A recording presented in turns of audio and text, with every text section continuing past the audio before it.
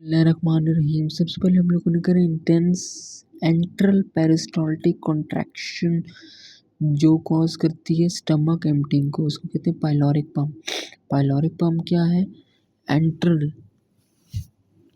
ये एंट्रम में एक पेरिस्टाल्टिक कॉन्ट्रैक्शन वेव्स होती हैं जो कि गैस्ट्रिक एम्प्टिंग में हेल्प करती हैं, क्योंकि स्टमक के कौन से पार्ट है? Cardiac, fundus, body, antrum. Antrum में पेरिस्टाल्टिक कॉन्ट्रैक्शन वेव्स होती हैं जो कि प्रमोट करती है गैस्ट्रिक एम्प्टिंग को, उसको कहते हैं पाइलोरिक पम्प। जो नॉर्मली हमारे पास रिदमिक स्टमक कॉन्ट्रैक्शन होती है वीक होती है, ठीक है। जो भी स्टमक की कॉन्ट्रैक्शंस यहाँ पे हो रही है ना वो वीक हैं, उनका क्या काम है? मिक्सिंग। तो एम्प्टिंग तो नहीं करवा सकती ना।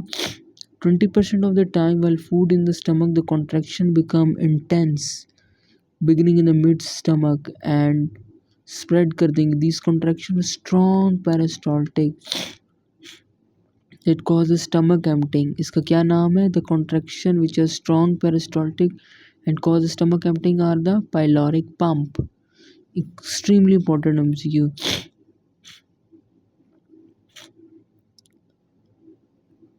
और ये जो कॉन्ट्रैक्शंस होती हैं, ये जो बोल रहा हूँ ये लिखना है, और ये लाइन छोड़ देनी है, ये लिखना है। ये जो पेरिस्टाल्टिक कॉन्ट्रैक्शंस होती है इनका कितना प्रेशर होता है? 50 to 70 centimetre of water pressure होता है इनका, ठीक है। ये पेरिस्टाल्टिक वेव्स जो होती हैं ये मिक्सिंग भी करेंगी, लेकिन मिक्सिंग के साथ साथ also provide a pumping action and through which it forces the chyme to enter into duodenum, यानी गैस्ट्रिक एम्प्टिंग में हेल्प करते हैं। जो कि भी काइम होगा वो सारा स्टमक में होगा, इनटू द डुडेनम जाएगा with help of strong peristaltic contraction वे। अब रोल ऑफ पाइलोरस। पाइलोरस क्या है? कि जो distal opening of the oesophagus contain the pylorus, ये है डिस्टल। पाइलोरस इज मसल है, ठीक है। The distal opening of the stomach contains an opening contains the distal opening contain a muscle known as the pylorus. So the pyloric circular muscle is called pyloric sphincter। अब ये pyloric sphincter का क्या काम होता है? कि pyloric sphincter it is usually open enough for water and other fluid to leave from stomach.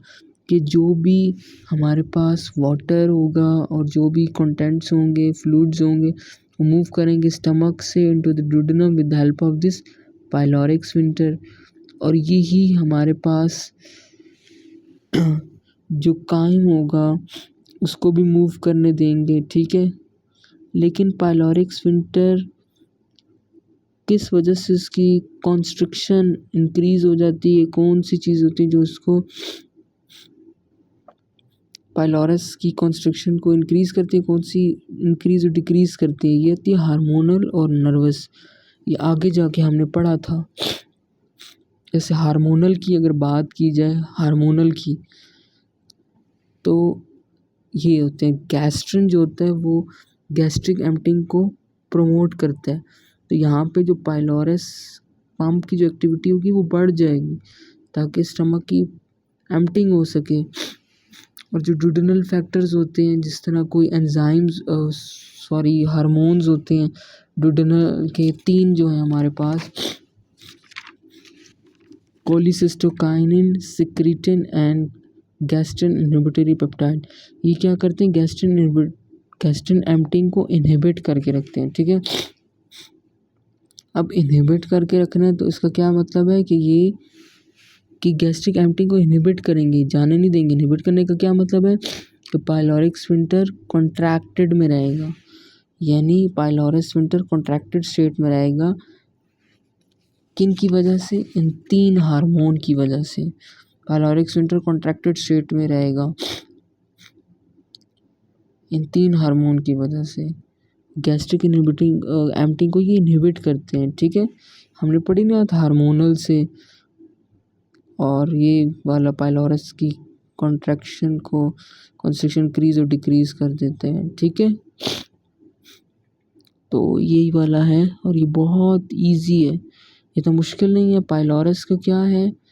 Pylorus sphincter का काम है कि ये वाटर और फ्लूइड जो उनको मूव कर सकती है, कायम वगैरह को मूव कर सकती है।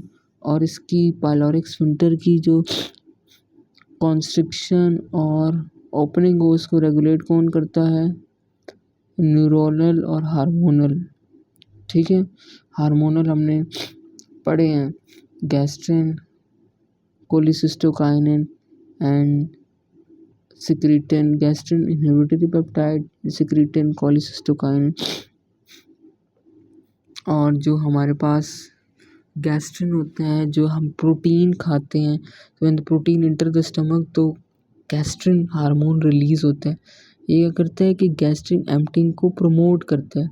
यानी गैस्ट्रिक एम्पटिंग किस तरह प्रमोट होगी? जब पाइलोरिक पंप की एक्टिविटी, पेरिस्टाल्टिक कॉन्ट्रैक्शन वेव बढ़ेंगी तो ये गैस्ट्रिक एम्पटिंग को प्रमोट करेगा और पाइलोरिक पंप की एक्टिविटी को बढ़ाएगा। तो अब मेरे ख्याल में काफ़ी समझा दिया।